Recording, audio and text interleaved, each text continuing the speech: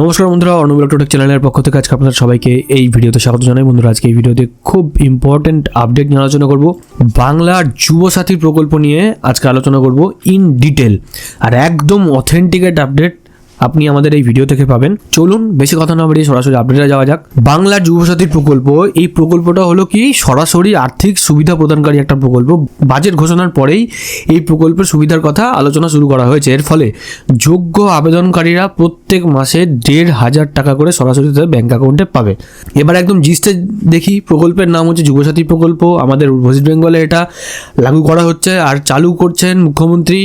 এখানে কারা কারা ফেসিলিটি পাবে? এখানে হচ্ছে 21 থেকে 40 বছর বয়সের বেকার যুবক আর যুবতী, এরা ফেসিলিটি পাবে। মাসিক কত করে পাবে? প্রত্যেক মাসে 1,500 টাকা করে পাবে। আবেদনের পদ্ধতি, তো আবেদনের প্রসেস নিয়ে কিন্তু অনেকে অনেক রকম কথাবার্তা বলছে। আবেদনের এখনও পর্যন্ত কোনো অনলাইন প্রসেস সরকারের পক্ষ থেকে কিন্তু তারা শেয়ার করেনি। তো সরকারের পক্ষ থেকে এটাই জানানো হয়েছে, দুয়ারে সরকার ক্যাম্পের মাধ্যমে প্রত্যেকটা জায়গাতে যে দুয়ারে সরকার ক্যাম্প হয়, সেই দুয়ারে সরকার ক্যাম্পের মাধ্যমে এই প্রকল্পের জন্য আবেদন করা যাবে অফলাইনে। আবেদনের তারিখ 15 ফেব্রুয়ারি থেকে 26 ফেব্রুয়ারি। আর কবে থেকে এই ভাতা বা টাকা পাওয়া যাবে সেটা প্রথমে বলা হয়েছিল আগস্ট মাস থেকে পাওয়া যাবে, বাট তারপরে ডিসিশন চেঞ্জ করে সেটা বলা হয়েছে 1 এপ্রিল 2026 থেকেই কিন্তু টাকা পাওয়া যাবে। এইবার দেখে নেওয়া যাক যুবসাথী প্রকল্পের প্রধান যে বিষয়গুলো সেগুলো কি। তো মাসিক ভাতা আগেই বললাম, প্রত্যেক মাসে 1,500 টাকা করে। কারা পাবে এই ভাতার টাকা? যে সমস্ত বেকার যুবক যুবতী কমপক্ষে মিনিমাম মাধ্যমিক পাস করেছেন, তো তারাই এই ভাতার টাকা বা এই টাকা পেতে পারেন। তো যারা 9 পাস তারা কিন্তু পাবে না, মিনিমাম মাধ্যমিক পাস এখানে মেনশন করা হয়েছে। আবেদনের তারিখ আগেও বলেছি 15 থেকে 26 ফেব্রুয়ারি। আবেদনের পদ্ধতি দুয়ারে সরকার ক্যাম্পের মাধ্যমেই আবেদন করা যাবে। আর প্রকল্পের টাকা 1,500 টাকা করে প্রত্যেক মাসে কিন্তু 1,500 টাকা করে পাবে। আর এইটা ফার্স্ট চালু হবে 1 এপ্রিল 2026 থেকে।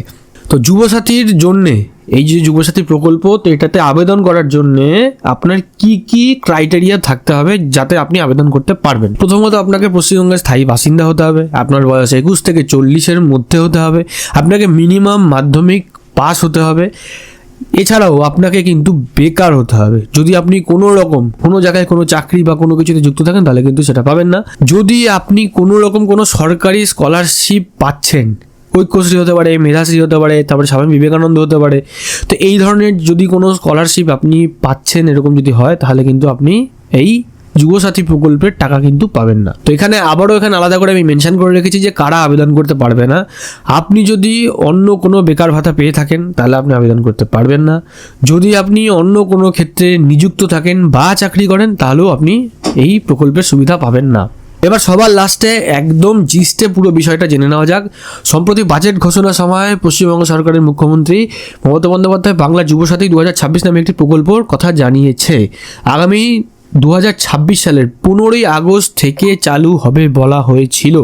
যদিও মুখ্যমন্ত্রী প্রেস বিজ্ঞপ্তিতে বিবৃতি করেছেন যে এই প্রকল্পের টাকা আবেদনকারীরা 1 এপ্রিল থেকেই পাবে। তার আগে ফর্ম ফিল আপ করতে হবে দুয়ারে সরকারের ক্যাম্পের মাধ্যমে। এই ক্যাম্প চলবে 15 থেকে 26 ফেব্রুয়ারি পর্যন্ত। এই প্রকল্পের মাধ্যমে 21 থেকে 40 বছর বয়সী বেকার যুবক যুবতীরা প্রত্যেক মাসে 1,500 টাকা করে সরাসরি নিজেদের ব্যাংকের অ্যাকাউন্টে নিতে পারবেন বা পাবেন। চাকরি খোঁজার ক্ষেত্রে 5 বছর পর্যন্ত তাদের সাহায্য করাই এই প্রকল্পের বা উদ্যোগের মূল লক্ষ্য। তো বন্ধুরা, আশা করতে পারছি পুরো বিষয়টা আপনারা ক্লিয়ারলি বুঝতে পেরেছেন। যদি কারোর কোনো ডাউট থাকে সেটা অবশ্যই কমেন্ট সেকশনে আপনারা কমেন্ট করে জানাতে পারেন। আজকের ভিডিওটা কেমন লাগলো অবশ্যই কিন্তু কমেন্ট সেকশনে কমেন্ট করে জানাবেন। ভালো লাগলে লাইক করবেন, ভিডিওটা অনেক বেশি করে শেয়ার করুন। এরকম ভিডিও আপডেট পাওয়ার জন্য চ্যানেলটাকে যারা এখনো সাবস্ক্রাইব করেননি অবশ্যই চ্যানেলটাকে সাবস্ক্রাইব করবেন। আর অলরেডি যারা সাবস্ক্রাইব করেছেন তাদেরকে অসংখ্য ধন্যবাদ। তো বন্ধুরা, ভিডিওটার সাথে শেষ পর্যন্ত থাকার জন্য সবাইকে ধন্যবাদ জানাই। ভালো থাকবেন, সুস্থ থাকবেন, বাই।